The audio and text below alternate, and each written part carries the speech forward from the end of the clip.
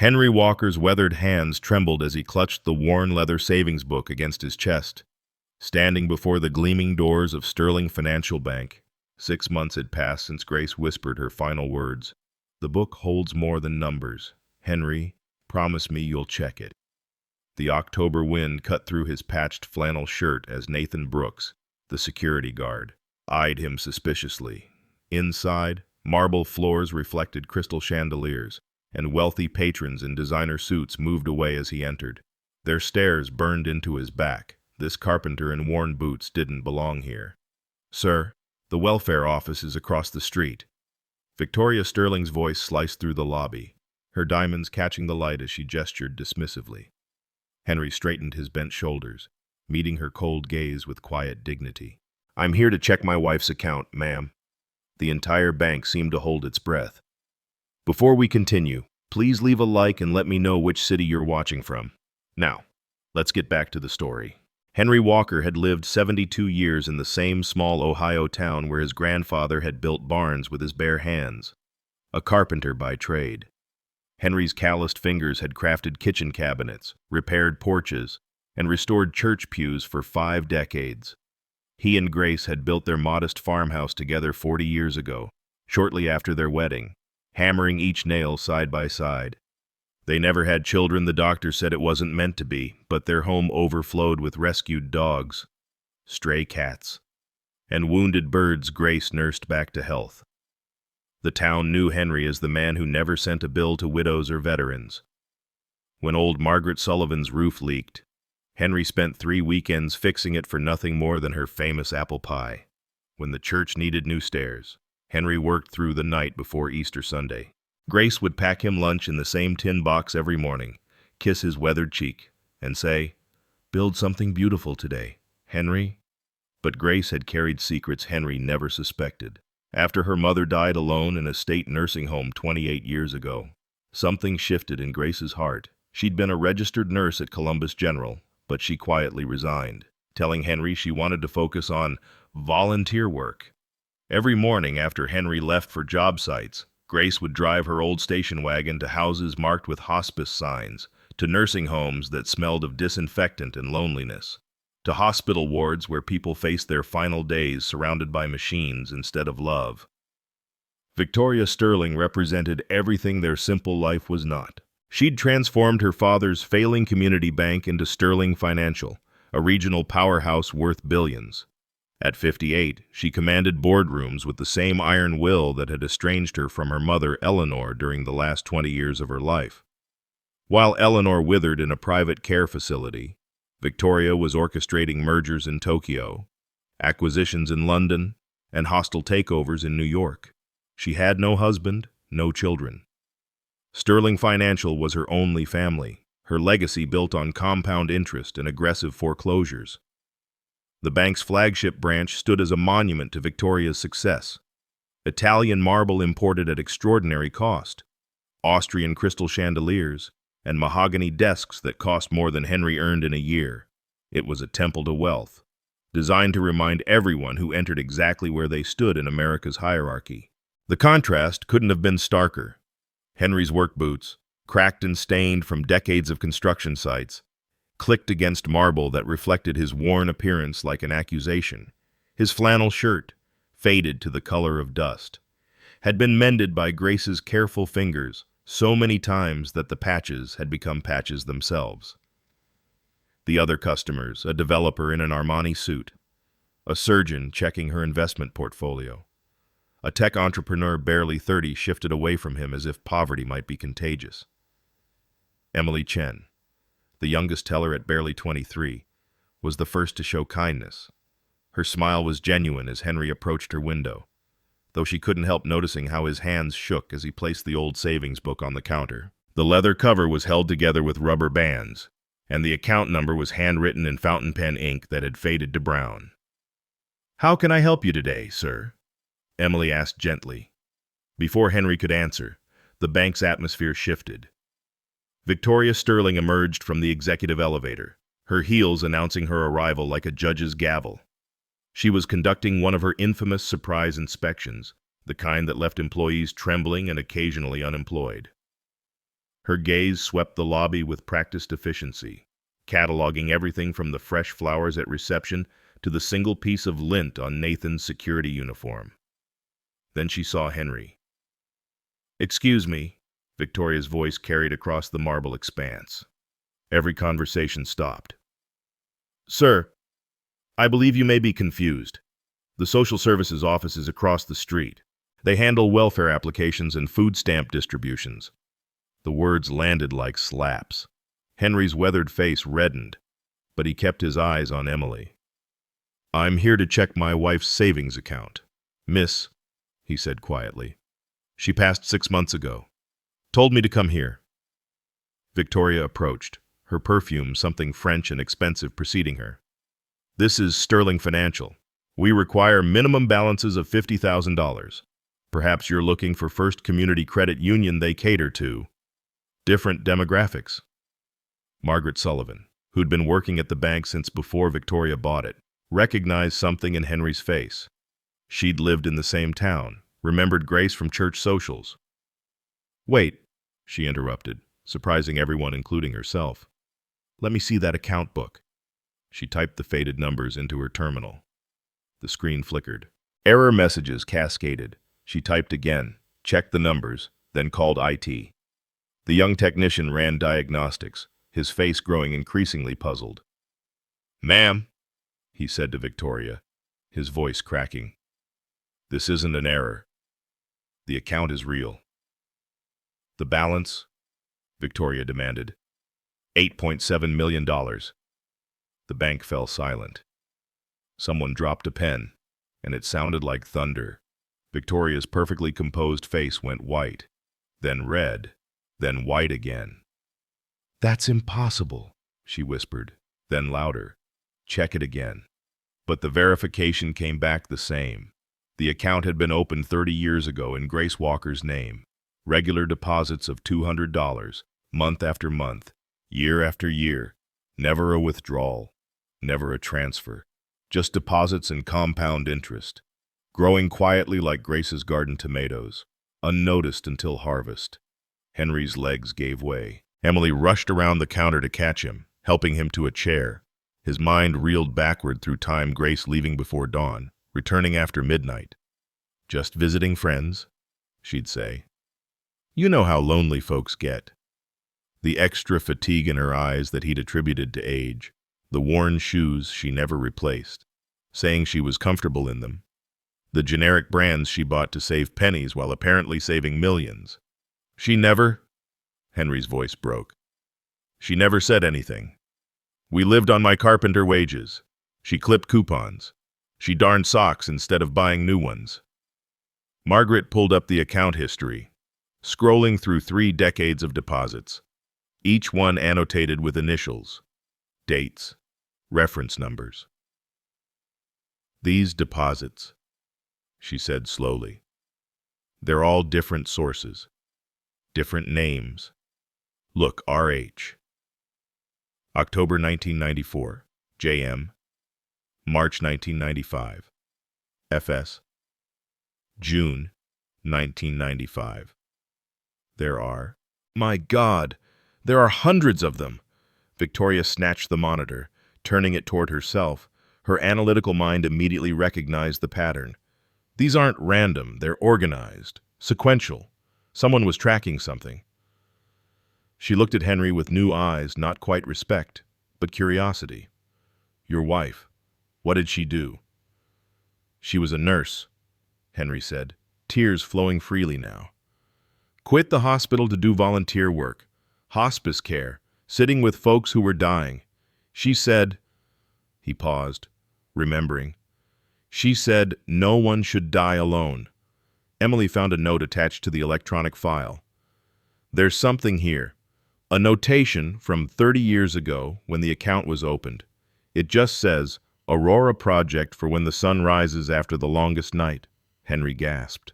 Aurora, that was Grace's mother's name. She'd died alone in a state facility while Grace was working a double shift, unable to get away. Grace had never forgiven herself. $8.7 million, Victoria repeated, as if saying it would make sense. From $200 a month.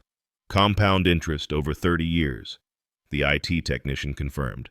Invested in your bank's highest yield savings products. Never touched. It's remarkable. But Henry wasn't thinking about the money. He was thinking about Grace's tired eyes, her swollen feet, the arthritis she never complained about. He was thinking about the nights she came home and held him tight, saying nothing, just holding on as if he were an anchor in a storm. Now he understood. She'd been carrying the weight of all those deaths, all those final moments, all those last words.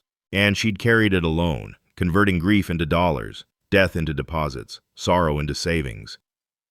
She was saving lives, Henry whispered, understanding flooding through him. Even after they ended, she was still saving them. Victoria Sterling, who hadn't cried since her father's funeral 20 years ago, felt something crack in her chest, but she pushed it down, the way she always did. We need to verify this. Every deposit, every source. There could be issues, legal issues. My wife never did anything illegal in her life, Henry said with quiet dignity. Then you won't mind if we investigate, Victoria replied, but her voice had lost its edge. Something about this old man in his worn clothes, crying over a fortune he never knew existed, had shaken her more than any hostile takeover or board coup ever had. The crowd in the bank had grown. Word was spreading through social media. #8 million mystery was already trending, but Henry saw none of it. He just sat there, holding Grace's savings book, feeling the weight of 30 years of secrets in his shaking hands. Victoria Sterling had built her empire on thorough investigations and leaving nothing to chance. Within minutes, she had assembled her top forensic accounting team in the bank's conference room. The glass walls meant everyone in the lobby could see the frantic activity, laptops opening, printers whirring, phone calls to legal departments. Henry sat in the corner, looking lost among the suits and spreadsheets, Emily Chen staying protectively near him. I want every deposit traced, Victoria commanded. Every source identified, every pattern analyzed. If this is some kind of elaborate scheme, ma'am, interrupted Marcus Webb, the head of forensic accounting. His face had gone pale as he stared at his screen. You need to see this. The main display lit up with transaction records, not dozens, not hundreds, 847 separate deposit sources over 30 years. Each one meticulously coded with initials, dates, and reference numbers. The amounts varied wildly, $10 here, $500 there, mostly in the $20 to $50 range, but they came like clockwork. Different sources each time, never repeating in the same month. These aren't random, Marcus said, his voice hushed. Look at the patterns. Each deposit comes exactly 15 to 30 days after specific dates. And these reference codes, they're not account numbers. They look like dates. Death dates. Victoria's sharp intake of breath was audible. You're suggesting these are payments from families, Margaret Sullivan said quietly. She'd been investigating on her own terminal. I recognize some of these initials. RH, that's Judge Robert Harrison. His wife Sarah died of cancer in October 1994. JM, that's Janet Morrison, the teacher. She passed in March 1995. These families were paying Grace for being there. Henry's voice was rough with emotion. She never took money. Never. She'd come home talking about how families tried to pay her, and she always refused. Said you couldn't put a price on holding someone's hand. But they found a way, Emily said softly, understanding dawning on her young face. They must have found out her bank information somehow. Sent the money anyway. Marcus pulled up more data. Every single deposit is marked caregiving gratitude or in memory of someone. The bank's old system didn't flag it because none of the individual amounts were large enough to trigger reporting requirements. But together, over time. 847 families, Victoria said slowly. 847 people who died with your wife holding their hands. The weight of that number settled over the room like a shroud. Henry closed his eyes. Seeing Grace's face, the deep lines around her eyes he'd thought were from smiling, now understanding they were from crying. 847 last breaths, 847 final words, 847 times she'd watched the light leave someone's eyes and then come home to him, carrying that weight silently. "There's more," Marcus said. He pulled up a different screen. "The main vault has a sealed envelope in Grace Walker's safety deposit box. It's dated 1 month before her death. The instruction says it should only be opened when her husband comes to check the account." Victoria stood. "Get it. Now." The vault manager was summoned. The box was retrieved. The envelope plain white, nothing special about it except the careful handwriting on the front. "To whoever Henry brings this to, please read aloud." Victoria's hands that had signed billion-dollar deals without trembling shook as she opened it. The lobby had filled with people now. Word had spread through the town. Some recognized Henry. Others were simply drawn by the unfolding drama. Victoria looked at the growing crowd, then at Henry. "Should I read it privately first?" Henry shook his head. Grace didn't believe in secrets. "Well, except this one, I guess. Read it." Victoria cleared her throat and began. "My name is Grace Walker. By the time this letter is read, I will have gone ahead to prepare the way, as I've done for so many others. I need to explain about the money, about why I kept this secret from my beloved Henry, and about what I hope will come from all of this. It started the day after my mother died. She spent her last 3 months in a state facility, alone, frightened, calling for me while I worked double shifts to pay for her medications. When I finally got to her, she was gone. The nurse said she'd been calling my name for hours. I never forgave myself.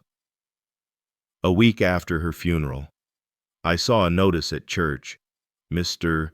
Carl Brennan, a veteran with no family, was dying at the hospice. They needed volunteers to sit with him. I went. I held his hand for 14 hours straight until he passed. He told me stories about the war, about his childhood dog, about the girl who broke his heart in 1952. When he died, he was smiling. He wasn't alone.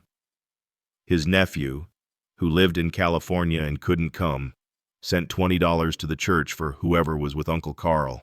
The pastor gave it to me. I tried to refuse, but he said, "Grace, let people thank you the way they need to." That was the first deposit. The second was Mrs. Chen, yes, Emily, your great-grandmother. She was terrified of dying, spoke no English, only Mandarin. I learned 5 phrases in Mandarin so she could hear her language as she passed.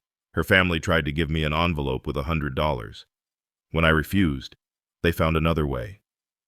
Over the years, it became a pattern.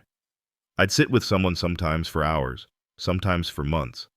I'd sing to them, read to them, or just hold their hand in silence. I'd learn their fears, their regrets, their hopes for the people they were leaving behind. Each death taught me something. Each person gave me a gift, not the money, but the privilege of witnessing their transition. The families always tried to pay. When I refused, they got creative. They'd find my bank information from checks Henry wrote for his carpentry work. They'd make deposits with messages like, "For the angel who helped Mom." I couldn't stop them, and returning the money felt like rejecting their gratitude. So, I saved it, every penny, because I had a dream. My mother died alone in a place that smelled like disinfectant and despair. But what if there was a place that smelled like home?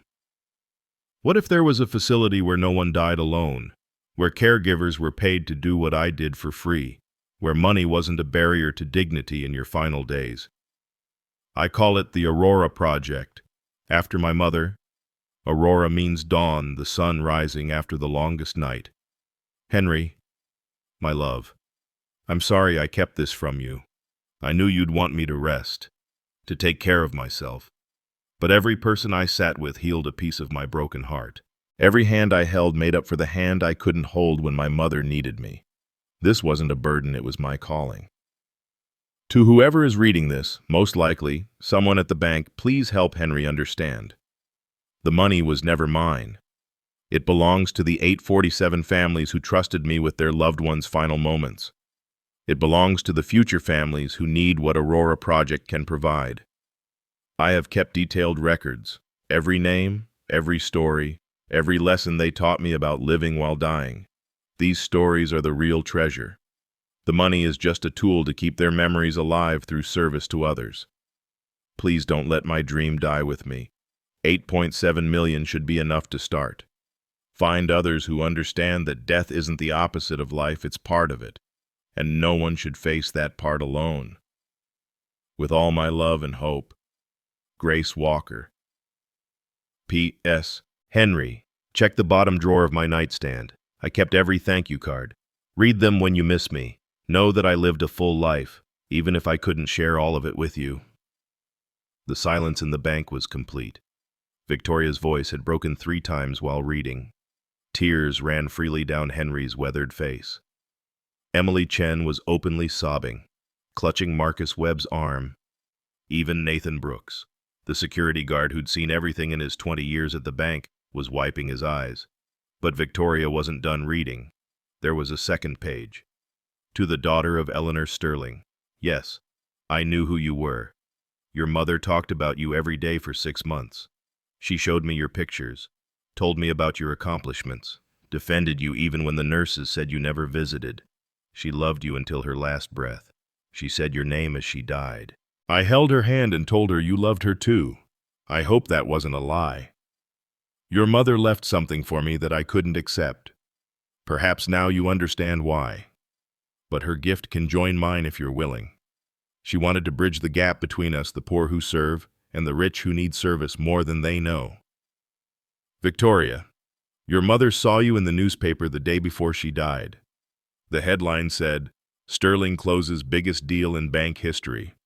She smiled and said, "That's my daughter. She just doesn't know how to close the deal that matters most, the one with her own heart." Consider this letter your mother's final attempt at that deal. Grace. Victoria's legs gave way. She sank into a chair, the letter trembling in her hands. The composed billionaire who'd foreclosed on hundreds of homes without blinking was sobbing like a child. She looked at Henry through her tears. Your wife? She was with my mother. Henry nodded slowly. I found Eleanor's name in her journal last night. Entry number 12. Would you like to know what Grace wrote? Victoria could only nod, unable to speak. Henry pulled out a worn notebook, its pages soft with handling. He found the entry and read in his quiet carpenter's voice. Eleanor Sterling, dying of heart failure, though I think it was really a broken heart. Daughter hasn't visited in 3 years. She keeps a picture of Victoria from high school graduation before the distance grew. Today she asked me to pretend to be Victoria so she could practice what she'd say if her daughter came. We practiced for 3 hours. She said, I'm proud of you. I'm sorry I wasn't the mother you needed. I love you more than all your money. She made me promise to find Victoria someday and tell her. I promised. Tonight she died holding my hand, but I think she was holding Victoria's. The sound that came from Victoria wasn't quite human. It was the sound of 20 years of suppressed grief breaking free. Marcus Webb quietly ushered the growing crowd back, giving her space to grieve. But they didn't leave. They couldn't. This story, this impossible, beautiful, heartbreaking story held them all captive. Ma'am, Margaret Sullivan said gently, there's something else you should know. Your mother's estate. There's been $50 million in escrow for 19 years, waiting for someone named Grace who took care of her. The lawyers could never find her. They didn't know her last name. Victoria looked at Henry through her tears. Your wife earned that money 1,000 times over. She gave my mother what I couldn't, what I wouldn't. She gave her dignity and love and presence. She gave her the daughter I refused to be. The crowd was pressing closer now. Someone was live streaming. Others were making calls. Did you hear the old carpenter's wife was a millionaire? No, she was an angel. 847 people. The story was spreading like wildfire, but in the center of it all, Henry and Victoria sat in a bubble of shared grief. "We need to talk privately," Victoria said finally, her voice raw. "There's more to discuss. The legal implications, the taxes, the Aurora project." Henry interrupted quietly. "That's all that matters. That's what Grace wanted." Victoria nodded, standing on unsteady legs. As they moved toward her office, she turned back to the crowd. "The bank will be closing early today, but not for business." She looked at Henry, then back at the crowd. "We're closing to honor Grace Walker, who understood something about wealth that I'm only beginning to learn." As they walked to her office, people began to approach Henry. "She was with my father," one said. "My grandmother," said another. "My son," whispered a third. Each touch on his shoulder, each whispered, "Thank you," was another piece of Grace's secret life revealed. By the time they reached Victoria's office, Henry understood that Grace hadn't just saved money. She'd saved pieces of 847 souls, and they'd all come back to thank her. Victoria's executive office occupied the entire top floor of Sterling Financial, its floor-to-ceiling windows offering a commanding view of Columbus. The contrast between this space and Henry's simple world couldn't have been sharper. Italian leather furniture, original paintings worth more than houses, a desk carved from a single piece of Brazilian rosewood. Yet as they entered, Victoria seemed to shrink within her own domain, while Henry, still in his worn clothes, carried himself with a dignity that filled the room. "Please, sit." Victoria gestured to the chairs facing her desk, but then changed her mind, moving instead to the informal seating area by the windows. It was the first time anyone had seen her choose comfort over power positioning. Emily Chen had followed them, bringing water and tissues.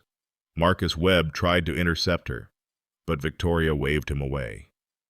"Stay, Emily. Your great-grandmother is part of this story." She turned to Henry.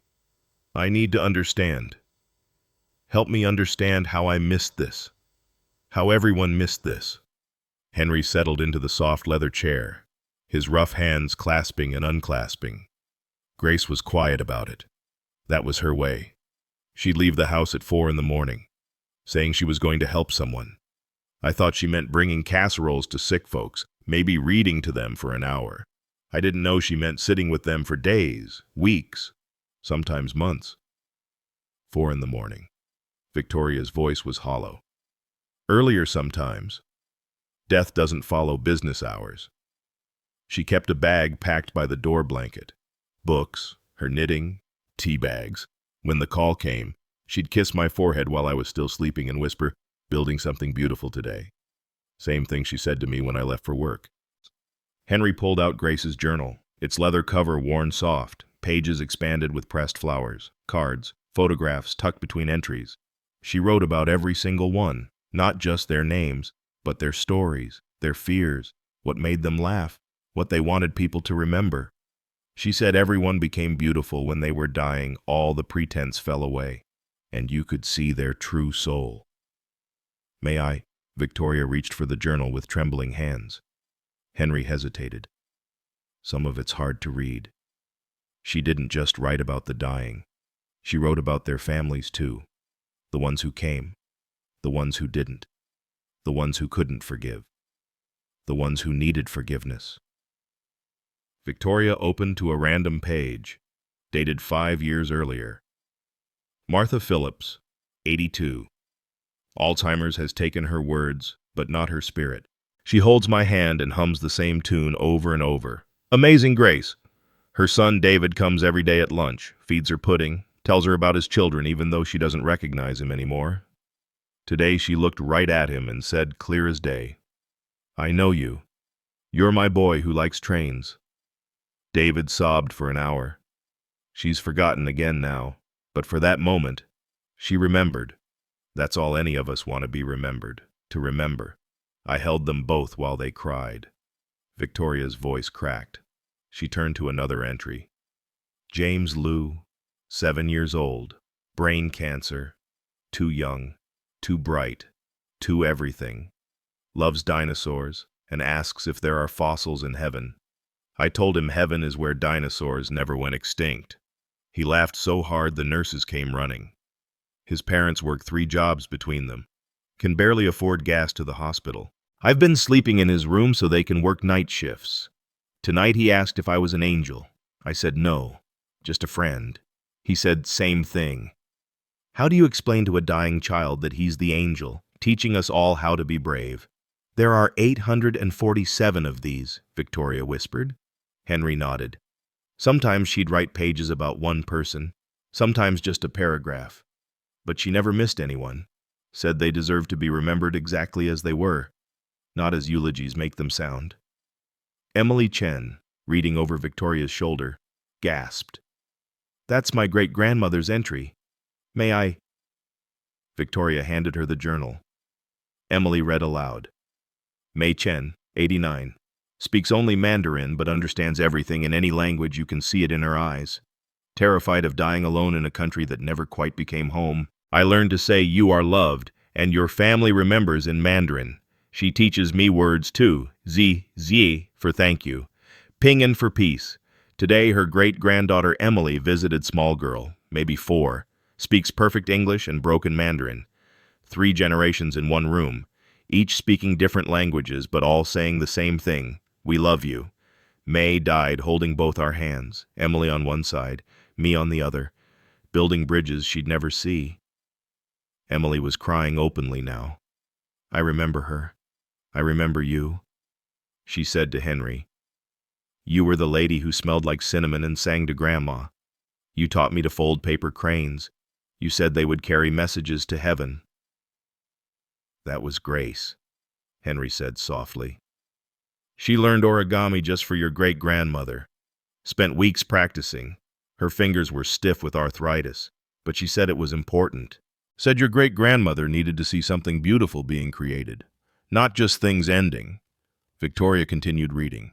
Entry after entry. A veteran who wanted someone to know his real name wasn't the one on his birth certificate. He'd been living as someone else since the war. A woman who confessed to an affair 50 years ago and needed someone to say she was still good. A teenager who was afraid his parents would forget his laugh. A mother who needed to know her children would be okay without her. Listen to this one, Victoria said, her voice strange. Robert Harrison, judge, 74. Dying of pancreatic cancer but more concerned about his wife Sarah, who has early-stage dementia. Worried she won't remember to take her medications when he's gone. I promised to check on her, he said.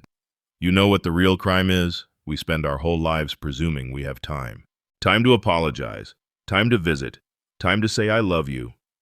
Then suddenly the jury's back. The verdict's in, and time's up. He made me promise to tell people not to wait. So I'm telling you. Whoever reads this, don't wait. Henry watched Victoria's face change as she read. The hardness that had defined her for decades was cracking like ice in spring. Your mother's entry, he said gently. It's bookmarked. Victoria's hands shook as she turned to the marked page. The entry was longer than the others, covered in Grace's careful handwriting. Eleanor Sterling, 76. Heart failure, though the nurses say it's a broken heart. Room 247 is the best in the facility. Fresh flowers delivered daily. Premium cable. Private nurses. But she only wants one thing, her daughter. Shows me pictures from Victoria's childhood gap-toothed school photos. Teenage rebellion years. College graduation. In every photo, Eleanor's looking at her daughter with such pride it makes my chest ache. Today she told me the whole story, how she raised Victoria alone after her father's death, how she worked 3 jobs to pay for Victoria's education, how proud she was when Victoria got into Harvard Business School. Then how everything changed. Success became a wall between them. Every promotion took Victoria further away, Eleanor says. I created a stranger I'm so proud of I could burst, and so lonely for I could die. We practice conversations she wishes she could have. She pretends I'm Victoria, and she says all the things. I'm sorry I wasn't educated enough to understand your world. I'm sorry my house embarrassed you. I'm sorry I called too much, needed too much, loved too much. Then she makes me be Victoria so she can hear the words she needs. You were enough, Mom. You were always enough. This evening she had a moment of clarity, grabbed my hand and said, tell her I kept every newspaper clipping. Tell her I brag about her at the grocery store. Tell her I forgive her for choosing money over me because I know I taught her that survival was everything, and she just survived too well. She's sleeping now. I'm writing this by the light of her monitors. Tomorrow the doctors say will be her last day. Victoria won't come. Eleanor knows it.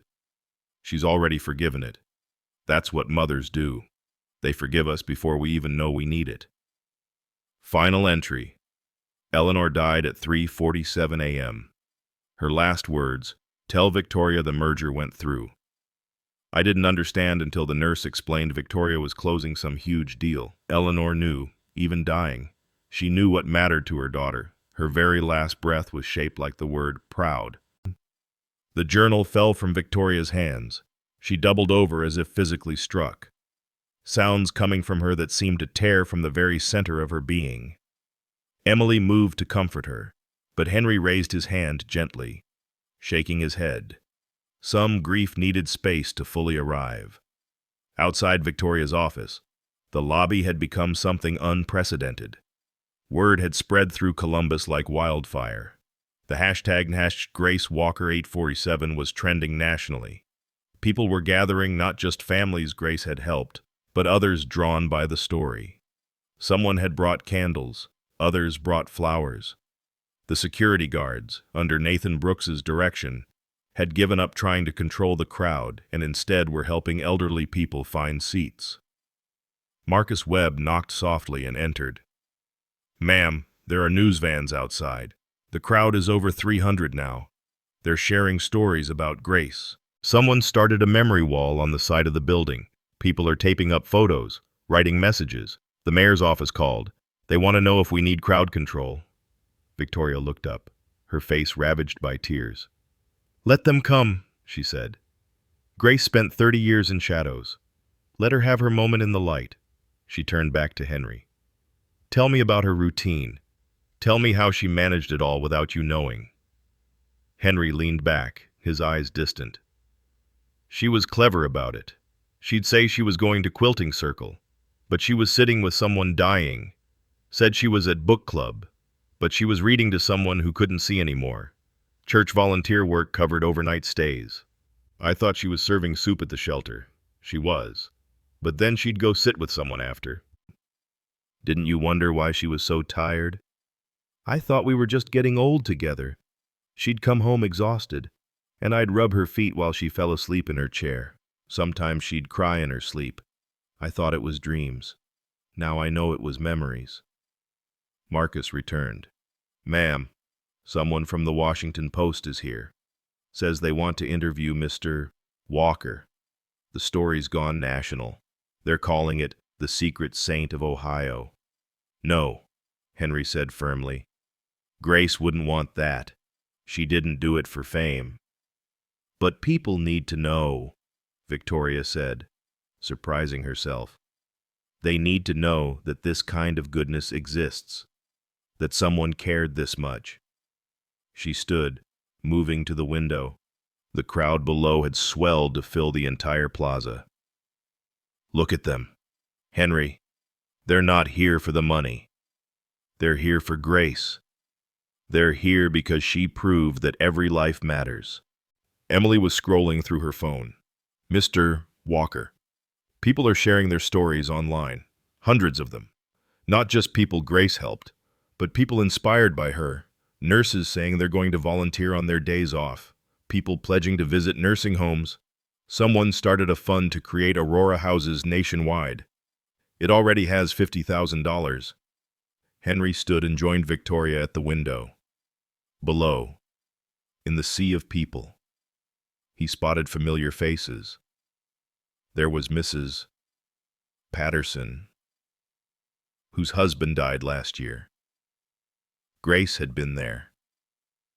There was young Michael Torres, whose daughter lost her battle with leukemia. Grace had been there.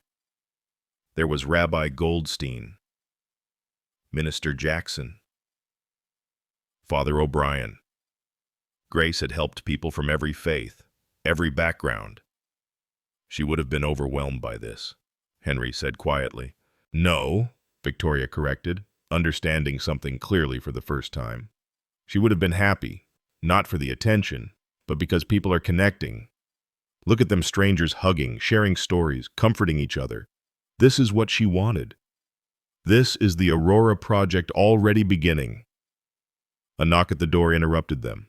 Nathan Brooks entered, looking shaken. Mr. Walker, there's a woman outside who says she has something urgent for you. Says her name is Dorothy Chen, claims to be Grace's last patient's daughter. Henry looked confused. Grace's last patient? But she was too sick to work those final months. Dorothy Chen entered, a woman in her 50s, professionally dressed, but with eyes red from crying. She carried a manila envelope. Mr. Walker, I've been looking for you since my mother passed 2 weeks ago. She was in hospice, dying of COVID complications. The nurses said no one could visit, too dangerous. But there was a woman who came anyway, wore full PPE, sat outside my mother's glass door for 3 weeks, holding up signs so my mother could read them. Messages from our family, jokes, prayers. The woman was clearly very ill herself. The nurses said she could barely stand some days, but she came every single day until my mother died. Henry's legs gave way. That's impossible. Grace was in bed those last weeks. She couldn't even walk to the kitchen. Dorothy pulled out a photo from the envelope. Security footage from the hospice, dated 1 week before Grace's death.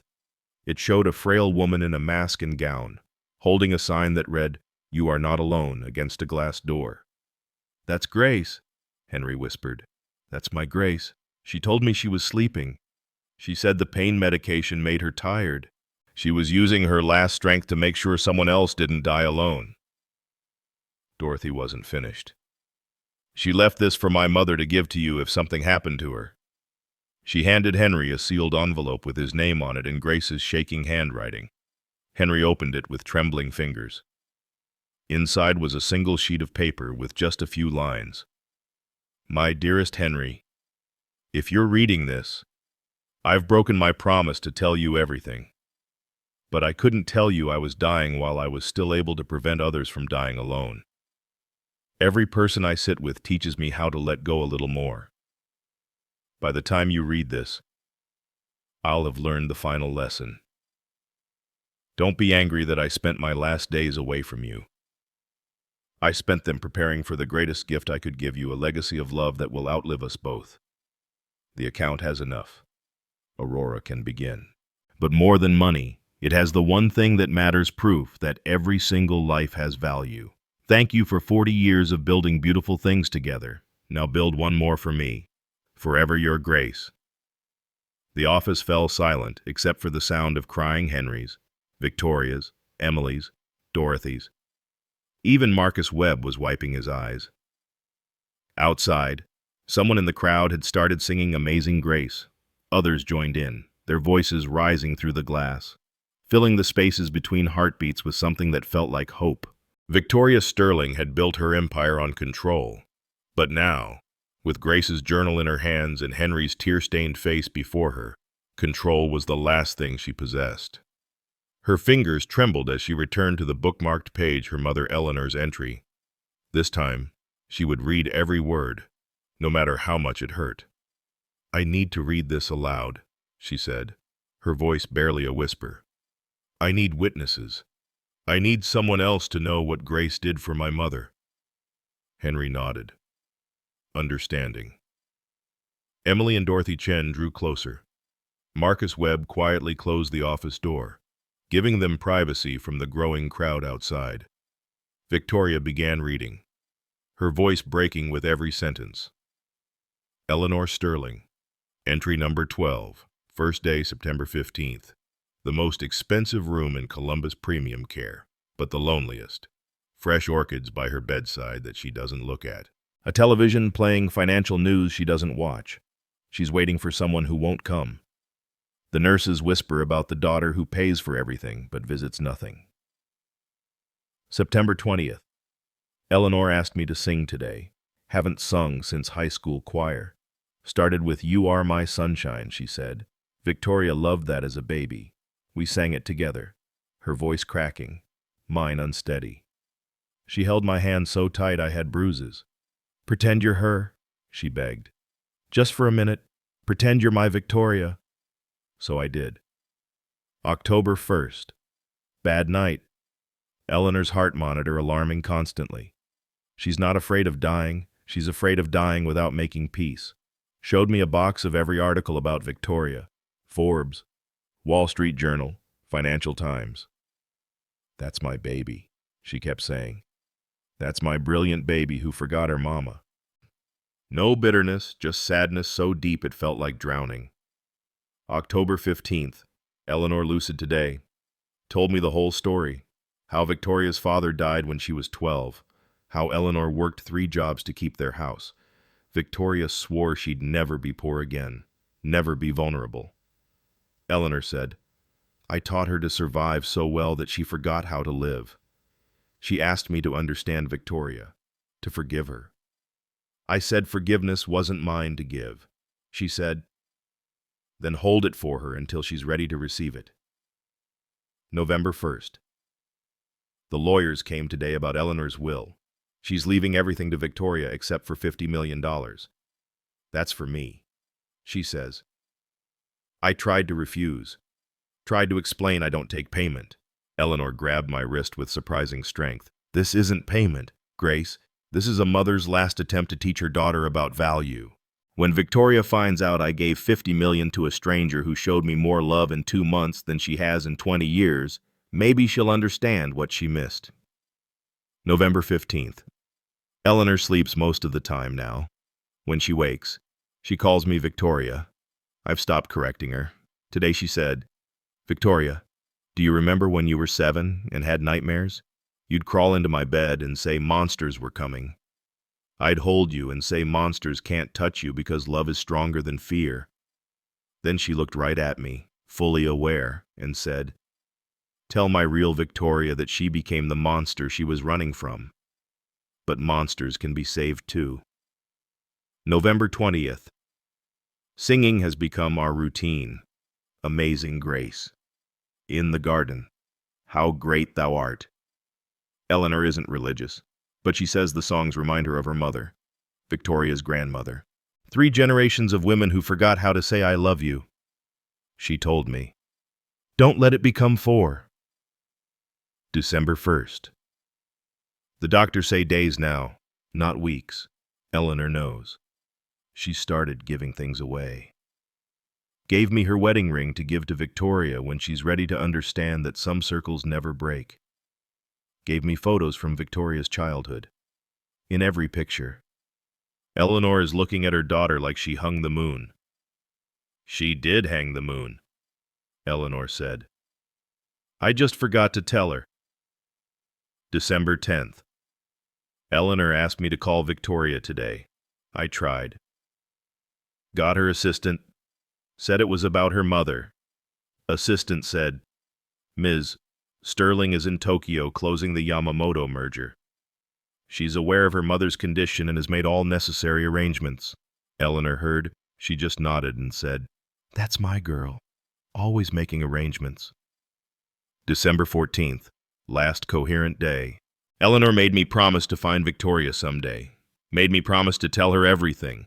But more than that, she made me promise to tell her this: every cruel thing you think about yourself. I thought about myself first. Every fear that you're not enough, I gave to you by being afraid I wasn't enough. Every wall you built, I laid the foundation for. So forgive yourself, my darling. Forgive yourself by forgiving me. December 15th, 3:47 a.m. Eleanor died holding my hand, but she was seeing Victoria. Her last words: "The merger went through." At first I thought she was confused. Then I realized the nurses had mentioned Victoria's Tokyo deal on the news. Even dying. Eleanor was trying to enter Victoria's world the only way she knew how. Her very last breath shaped the word proud. I've held 846 hands as they let go of life. Eleanor's was the only one that felt like it was still trying to hold on not to life, but to hope that her daughter would know she was loved.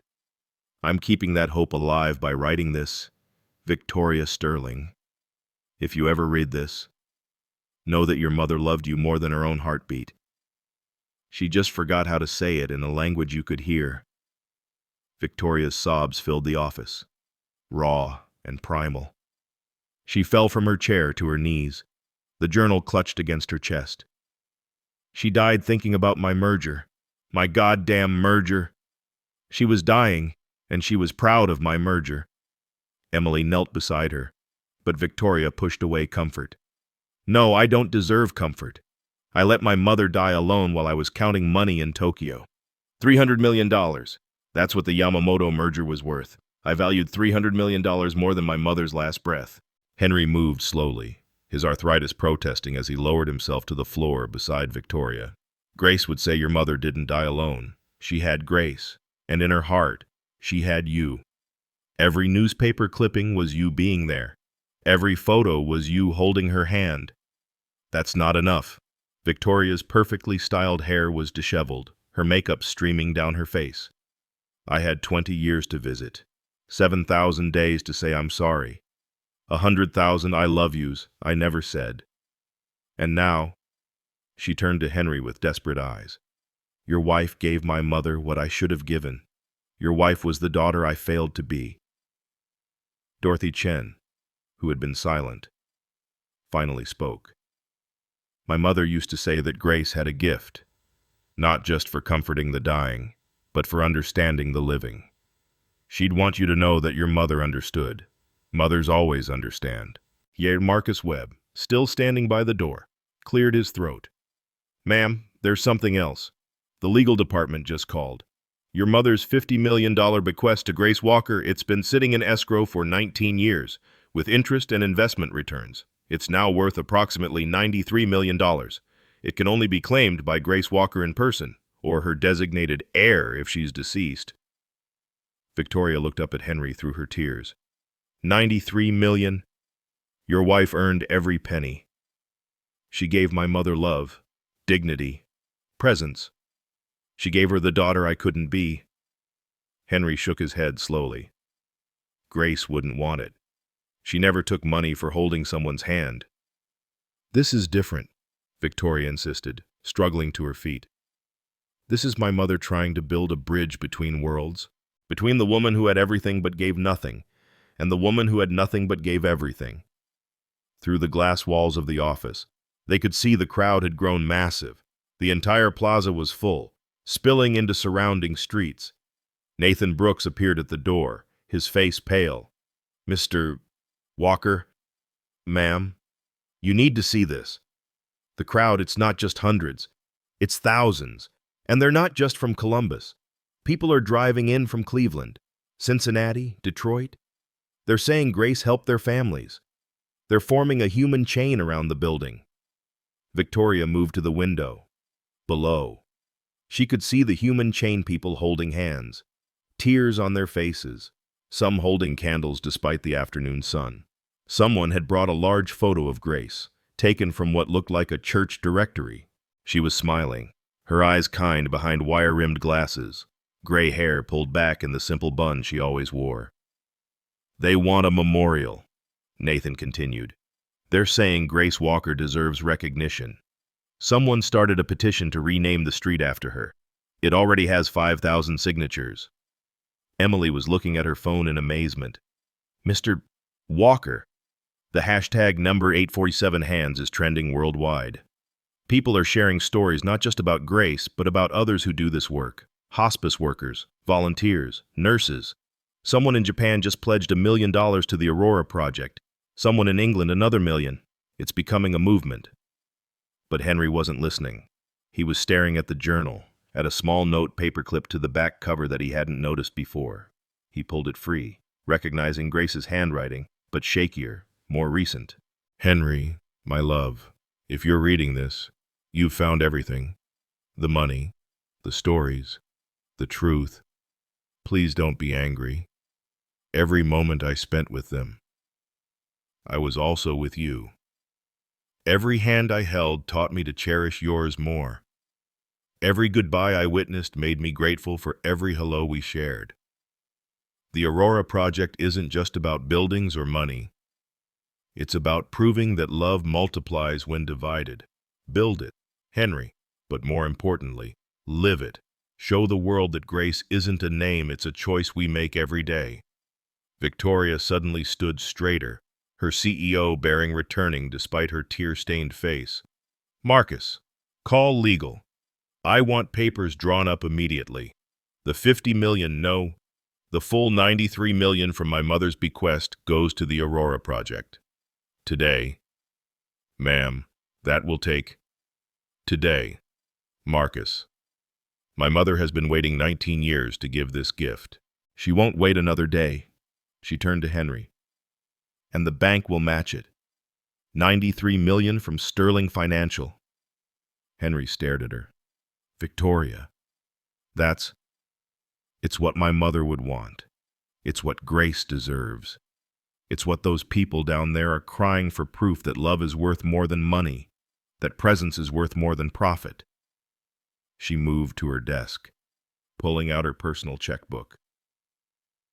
And I'm adding another 50 million of my own. My mother gave Grace 50 million for 6 months of love. I'm giving 50 million for the 20 years of love I withheld. The room fell silent.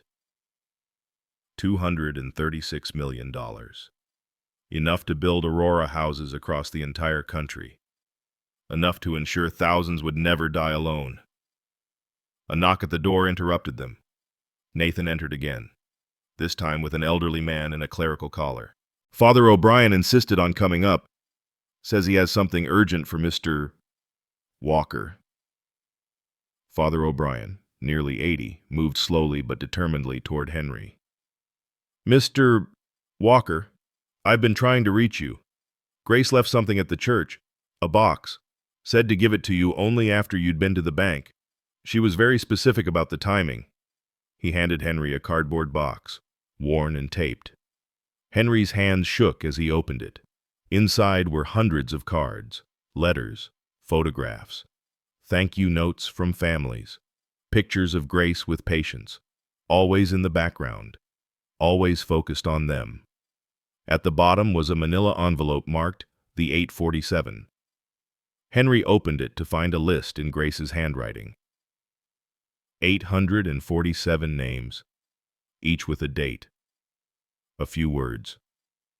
Carl Brennan, taught me that stories matter more than pain. Mei Chen, taught me that love needs no translation. Sarah Williams, taught me that 17 is old enough to be wise. Robert Harrison, taught me about verdicts and time. Eleanor Sterling, taught me that mothers never stop hoping. The list went on, each name a lesson, each death a teacher. At the bottom, Grace had written, these are not the forgotten. These are the teachers. They taught me that dying is just the last chapter, not the whole story. They taught me that a hand held is a soul saved. They taught me that grace is not my name. It's what we give each other in our darkest moments. Build Aurora not as a place to die, but as a place to complete the story with dignity, with love, with someone who understands that the last words matter as much as the first. Victoria was reading over Henry's shoulder. When she reached her mother's name, her legs gave way again. She saw my mother as a teacher, not a burden. She saw beauty where I saw obligation. She saw a soul where I saw a schedule conflict. Outside, the crowd had begun singing again. Not just Amazing Grace this time, but other hymns, folk songs, lullabies. The sound rose through the glass like a prayer made audible. Someone had brought a banner that read, "No one dies alone, the Grace Walker promise." Others held signs with names, presumably loved ones Grace had been with. "Mr. Walker," Emily said softly. "They want to hear from you. The crowd. They want to know about Grace. They want to know what happens next. Henry stood slowly, his carpenter's hands steady now. He looked at Victoria. Will you come with me? Your mother is part of this story too. Victoria nodded, wiping her face, trying to restore some composure. Yes, I'll come. As they prepared to leave the office, Dorothy Chen touched Henry's arm. Mr. Walker, I haven't told you everything. The last day my mother was conscious. She said Grace told her something. Said Grace had a message for someone named Henry. My mother was supposed to tell you that Grace said, the sunrise is coming. Aurora is dawn, and dawn always comes after the longest night. Henry smiled through his tears, the first real smile anyone had seen from him since he'd walked into the bank. That's my Grace, always making sure the last word was about hope. They walked toward the elevator together, the billionaire banker who'd forgotten how to love, the carpenter who'd been loved more than he knew, the young woman whose great-grandmother had been remembered, the grieving daughter who'd found Grace too late, and the executive who'd witnessed it all. Below them, thousands waited. 847 families were represented in that crowd. But more than that, there were thousands who simply needed to believe that kindness like Grace's could exist in a world that often seemed too cruel to bear. They were waiting for proof that love multiplies when divided, that presence matters more than presence, that a woman in worn shoes and second-hand clothes had been richer than all the banks in Columbus combined. As the elevator descended, Henry pulled out one last item from the box Father O'Brien had brought. It was a small card in Grace's handwriting. Henry, when you stand before them, remember they're not mourning me. They're celebrating what we all can be. Every one of them has held a hand, dried a tear, been present for someone's pain. Tell them Grace isn't gone. She's multiplied 847 times and counting. Tell them the Aurora Project isn't about building places. It's about building a world where no one faces the darkness alone. Tell them to look beside them. Grace is there, in every hand that reaches out. Now go build something beautiful. The elevator doors opened to the lobby, and the sound of thousands singing rolled over them like a wave.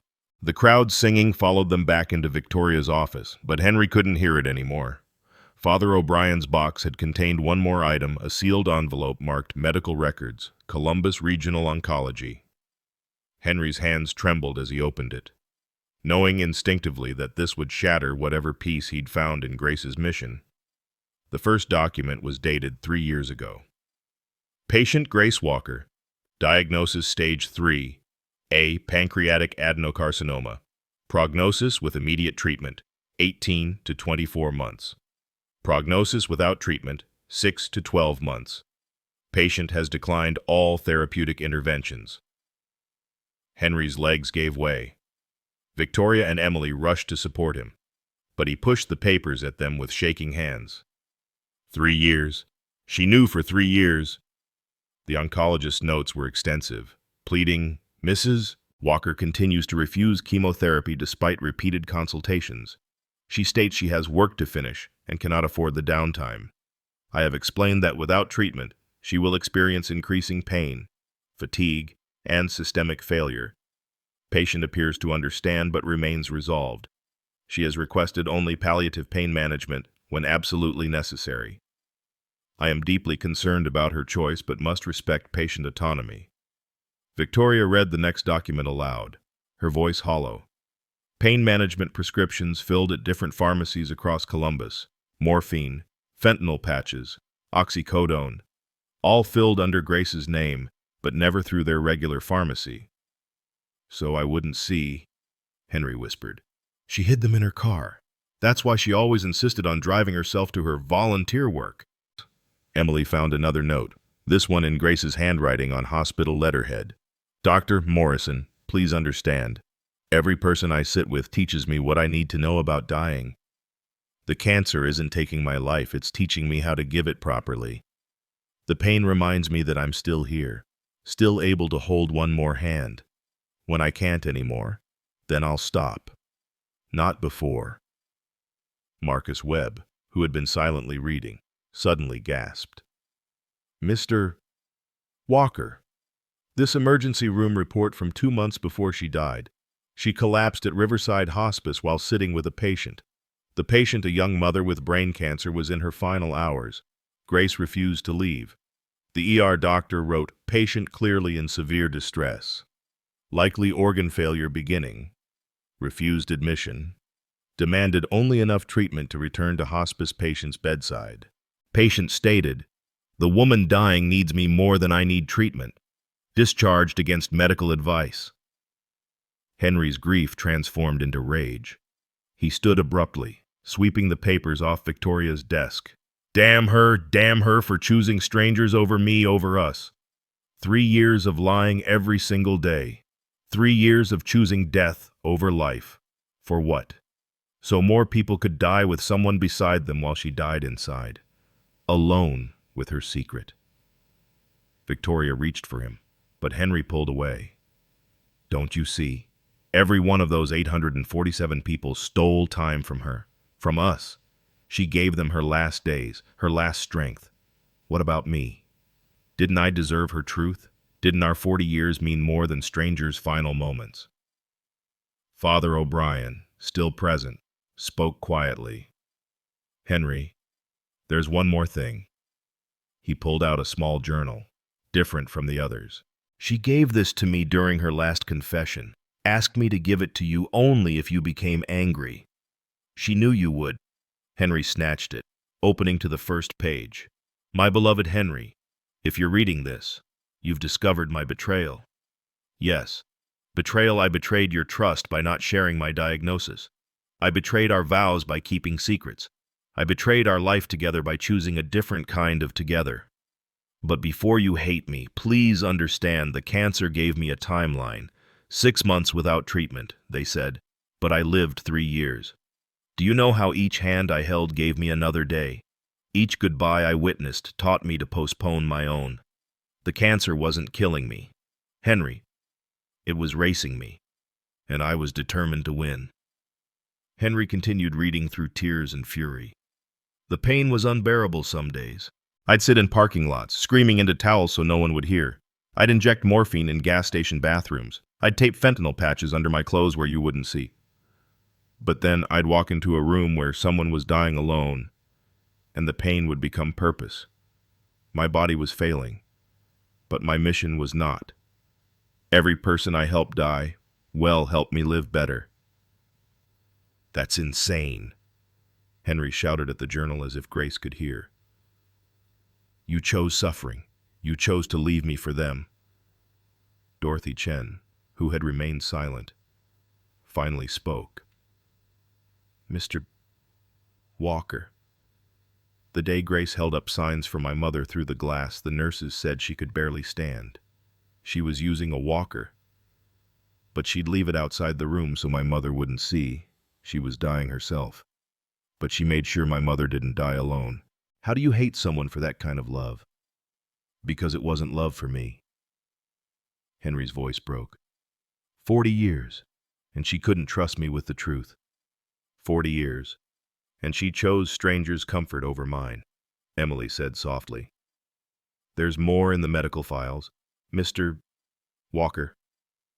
The final report was from Grace's last hospitalization. Patient admitted in final stage organ failure.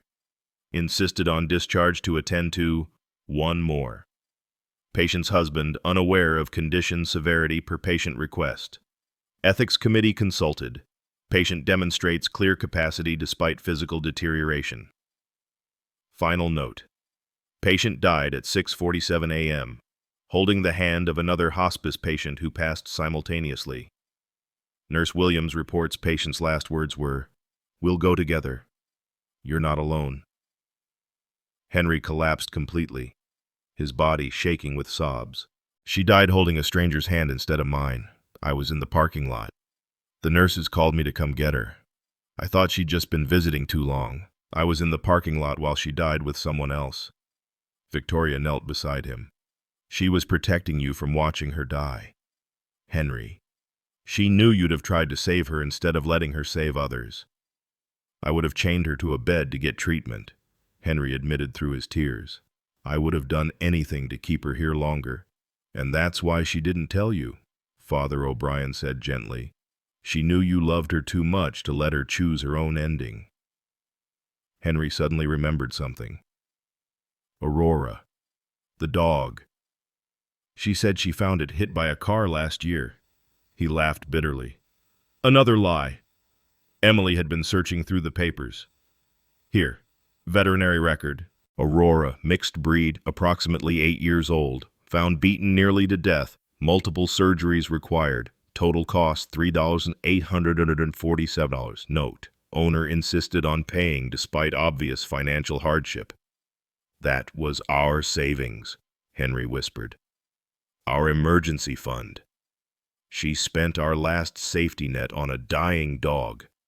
The vet notes say Aurora was considered unadoptable due to age and injuries, scheduled for euthanasia when Grace intervened. She said, Emily's voice caught. She said, everything deserves to die loved. Henry stood slowly, his face hard. I need to go home. I need to see this dog she chose over her own health. He looked at the scattered papers, the evidence of Grace's hidden life and hidden death. Maybe I'll burn it all. The money, the journal, everything. Let her dream die with her lies. Victoria grabbed his arm. You don't mean that. Don't I? She made me a widower to her mission before she made me a widower to death. Every one of those people got a piece of her I was denied. They got her truth, her presence in their final moments while she hid her own final moments from me. He pulled free. I'm going home, to the house we built together, where she lied to me every day for 3 years. As Henry walked toward the door, Father O'Brien called out, Henry, Aurora hasn't eaten since Grace died. The neighbors have tried. The dog is dying too. Maybe Grace's last gift needs you more than you need your anger. Henry stopped but didn't turn. Everything Grace touched learned how to die. Father, maybe that's all she really taught how to leave. He walked out, leaving behind $236 million, 847 grateful families, and a dream called Aurora that suddenly felt as fragile as the morning light it was named for. Henry had made it only to the parking garage when Nathan Brooks came running after him, breathing hard. Mr. Walker, wait, please. The security guard who'd first looked at him with suspicion now carried something wrapped in cloth. We found this. In Grace's locker. She had a locker here from when she used to cash your carpentry checks years ago. Never closed it. This was inside. Henry wanted to keep walking, to flee from any more revelations about the stranger he'd been married to for 40 years. But something in Nathan's eyes made him stop. It's a laptop, sir. Old one. Has a sticky note that says, when Henry is ready to forgive me. There are videos on it. The rage that had carried Henry this far suddenly abandoned him. He stood in the fluorescent lighting of the parking garage, looking at the laptop as if it might explode. I can't. Not more secrets. Not more lies. They're not lies, Mr. Walker, Emily Chen said, appearing with Victoria and the others. They'd all followed him. Whatever's on there, Grace wanted you to see it. The crowd, they're asking what happened. They deserve to know too. Grace touched all their lives. Henry looked back toward the bank entrance where thousands still waited. You want me to share my wife's last secrets with strangers? They're not strangers, Victoria said quietly. They're the people Grace couldn't save alone. She needs them to finish what she started. And maybe you need them to understand what you can't. Against every instinct. Henry nodded. They returned to the bank's main floor, where someone had set up a projection system. The crowd outside could see through the glass walls. The laptop was ancient, probably 15 years old, but it powered on. There were only 3 files, for Henry, for Victoria, and for everyone. Play mine first, Victoria said. I've already faced the worst. Nothing Grace could say would hurt more than what I've done to myself. Henry clicked on Victoria's file. Grace's face appeared on the screen. But this was Grace from perhaps a year ago, thinner, clearly ill, but her eyes still bright with purpose. She was in what looked like a church basement. "Victoria Sterling," Grace began, her voice gentle but clear. "I know who you are. I've known from the first day I walked into your mother's room.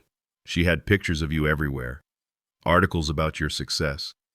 She'd tell anyone who'd listen, nurses, janitors, me, about her brilliant daughter who was changing the world of finance." Victoria gasped. On screen, Grace continued, "Your mother talked about you constantly, not with bitterness, but with a love so pure it took my breath away. She understood why you stayed away. She said, 'I raised Victoria to never be weak, never need anyone.' She learned the lesson too well. She doesn't come because she can't bear to see me weak. It breaks her image of the mother who worked 3 jobs, who never cried, who taught her to conquer the world." Grace paused, coughing slightly, then continued. "Eleanor asked me to tell you something she couldn't put in her official will. She said, 'Tell Victoria that every deal she closes, I celebrate. Every barrier she breaks, I applaud. But tell her that the biggest deal is the one she's running from, the deal with her own heart. Tell her that mother's love isn't a debt to be repaid or an obligation to fulfill. It's a gift that keeps giving even after the giver is gone. I don't need her visits. I need her to forgive herself for becoming exactly who I raised her to be, strong enough to leave me behind." The video, Grace looked directly at the camera. "Victoria, your mother's last words were about you, but not, 'Where is she?' or 'Why didn't she come?' Her last words were, 'Victoria, close the deal.' She knew about Tokyo. She was proud. She died proud. Stop punishing yourself for succeeding at what she taught you. She won already. She raised a daughter who conquered the world. Now conquer the guilt. That's the merger she's waiting for." The video ended. Victoria was on her knees, sobbing. The crowd outside had gone completely silent. Someone had live-streamed it. Grace knew was already trending. Henry's hand shook as he clicked on his own video. The same basement, but Grace looked worse here. Probably only months before she died. She was holding onto the table for support. "My dearest Henry," she began, and her voice was labored. "If you're watching this, you know everything. The cancer, the lies, the thousands of hours I spent with strangers while you thought I was at book clubs. You have every right to hate me. But before you do, let me tell you why. When they diagnosed me, the doctor said 6 months. I came home that day and found you in your workshop, building that rocking chair for the neighbor's new baby. You were humming our song. You looked so happy, so perfectly yourself. I knew in that moment I could never tell you, because you would have stopped building beautiful things to watch me decay. You would have spent our last years in hospitals instead of your workshop. You would have turned our life into a death watch. But more than that, Henry, I couldn't tell you because I needed you to be my normal. Every night when I came home, yes, sometimes from holding a dying child, sometimes from singing to someone taking their last breath, I needed to come home to you, unchanged. You were my proof that life continues. Your sawdust-covered clothes, your complaints about lumber prices, your terrible coffee that you insist is perfect, that was my medicine. That was what kept me alive for 3 years instead of 6 months. The people I sat with, Henry, they taught me something vital. Everyone dies, but not everyone dies well. The difference isn't money or family or faith. The difference is someone who sees you not as a disease or a burden, but as a complete human being until the very last second. That's what I gave them. But Henry, that's what you gave me 3 years of being Grace the wife, not Grace the cancer patient. I know you found out about the money, 8.7 million. It was never about the money, my love. It was about proof. Proof that kindness has value. Proof that presence is worth more than profit. Those families didn't pay me, they invested in the idea that their loved ones mattered. Every $10 bill was a vote for human dignity. Build Aurora, Henry, not for me, not even for the dying. Build it for the living who need to know that when their time comes, someone will see them whole, Build it because you build beautiful things, and this is the most beautiful thing we could build together, even if I'm not there to see it. I'm going to die soon, my love. The pain is winning, but I'm not afraid because I've held 847 hands as they let go. And everyone taught me that dying is just the last note of the song, not the whole melody. You are my melody. Henry, 40 years of harmony. Don't let my last note, however false it may sound, ruin the music we made. I love you. I've loved you every day, even the days I lied, especially the days I lied, because those lies let me love you as Henry's Grace, not cancer's victim. Forgive me, then build something beautiful. The video ended. Henry stood frozen, tears streaming down his face. The laptop showed one more file for everyone. Without thinking, he clicked it. This video was different. Grace was in their home, their kitchen visible behind her. She looked directly at the camera with the authority of someone who had witnessed the ultimate truth 847 times. To everyone who will build Aurora after I'm gone, death is not the opposite of life. It's the completion of it. Every person deserves to complete their story with dignity, with presence, with someone who sees them whole. Aurora is not about building places to die. It's about building a world that remembers how to be human when humanity is hardest. I hid my illness because I wanted to die as I lived in service. Every hand I held taught me that we don't fear death. We fear dying alone, forgotten, reduced to a diagnosis. Aurora's mission is simple. No one dies alone. No one dies unseen. Everyone dies complete. The money will build buildings, but you will build the movement. Every person watching this has the power to sit with someone, to hold a hand, to be present. You don't need $8 million. You just need 8 minutes of courage to walk into a room where death is winning and say, "You're not alone." This is my last testimony. Love multiplies when divided. Presence is the only present that matters. And grace, real grace, is seeing someone complete when they're falling apart. Build Aurora. Build it everywhere. Not for me, for the next Eleanor Sterling who needs someone to pretend to be her daughter. For the next Carl Brennan who needs someone to hear his stories.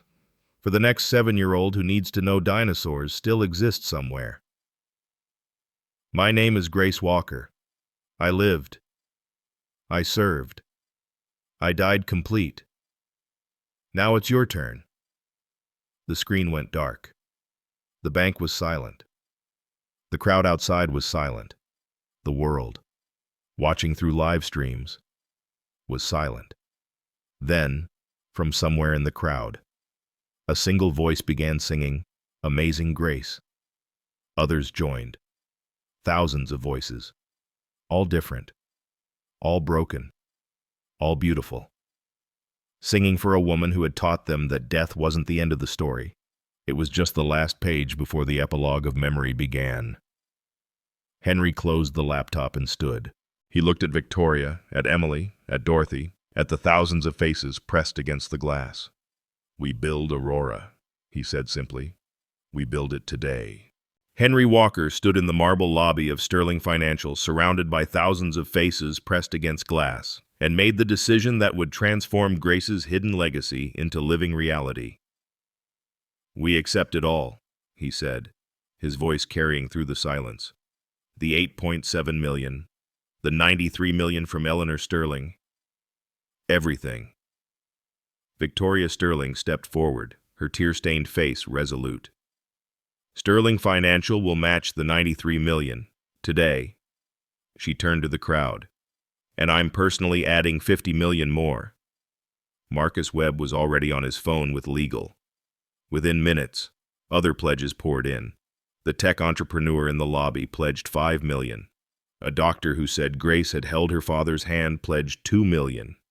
By sunset, the Aurora project had $200 million. 6 months later, on a piece of land overlooking the valley where Henry and Grace had once picnicked and dreamed of growing old together, the first Aurora house opened its doors. 200 beds, all free, staffed by caregivers who understood that dying was just the last chapter, not the whole story. The building itself was simple. Henry had insisted on that. Grace never needed marble floors to show love, he'd said. Neither does Aurora. The first resident was Walter Harrison, Henry's neighbor for 30 years, whose wife Sarah had died in Grace's arms. Walter was dying of heart failure. No family left. Scared of facing the end alone, Henry was there when he arrived. Helped him settle into a room that smelled like cinnamon and vanilla, not disinfectant and despair. Grace would have loved this, Walter said, looking out his window at the garden volunteers were planting. She does love it, Henry corrected gently. Every hand we hold, she's holding too. Victoria Sterling had shocked everyone by resigning as CEO of Sterling Financial to become Aurora House's first director. She arrived each morning at 4 a.m., just as Grace once had. She learned to sit with the dying, to sing when they needed songs, to be silent when they needed presence. Henry taught her carpentry in the evenings, showing her how to build memorial boxes for families. She taught him about sustainable funding, ensuring Aurora would outlive them all. They became what neither expected family. Victoria, who'd never had a father worth knowing, found one in Henry. Henry, who'd never had children, found a daughter in the woman who'd once dismissed him as beneath notice. Together, they visited Grace's grave daily, Aurora the dog finally wagging her tail again, as if she understood that Grace's work continued. On the first anniversary of the bank revelation, Columbus established Grace Day. 847 candles were lit in the town square, one for each person Grace had helped die with dignity. Henry, who'd never spoken publicly in his 73 years, stood before the crowd. Grace taught us that wealth isn't what you keep, but what you give, he said, his carpenter's voice strong. She proved that presence matters more than presence, that a hand held is a soul saved, Victoria added, standing beside him. And family isn't always blood. Sometimes it's the stranger who sees you whole when you're falling apart. Aurora the dog howled once at sunset, the exact moment Grace had died, then curled up peacefully. The sunrise would come tomorrow, as it always did. Aurora, dawn after the longest night. I need to tell you something about this story. Friend. When I first heard about Grace Walker, I thought it was about money hidden away, about secrets and sacrifice. But sitting here now, sharing this with you, I realize it was never about the $8 million. Grace understood something we've forgotten in our rush to build walls between ourselves. She knew that gratitude isn't just saying thank you, it's recognizing that every person who crosses our path leaves us different than they found us. Those 847 families didn't just deposit money, they deposited pieces of their hearts, trying to honor someone who'd seen their loved ones as complete human beings in their most broken moments. And family Grace and Victoria taught us that family isn't just about blood or marriage certificates. It's about who shows up when showing up is hard. It's Henry and Victoria becoming father and daughter over shared grief. It's Emily Chen carrying forward her great-grandmother's legacy. It's thousands of strangers holding hands around a bank, united by the truth that we all need someone to see us whole. Maybe that's why I needed to tell you this story, because somewhere, someone needs to know that their presence matters more than they'll ever realize. That's Grace's real gift, not millions in a bank, but proof that love multiplies when divided.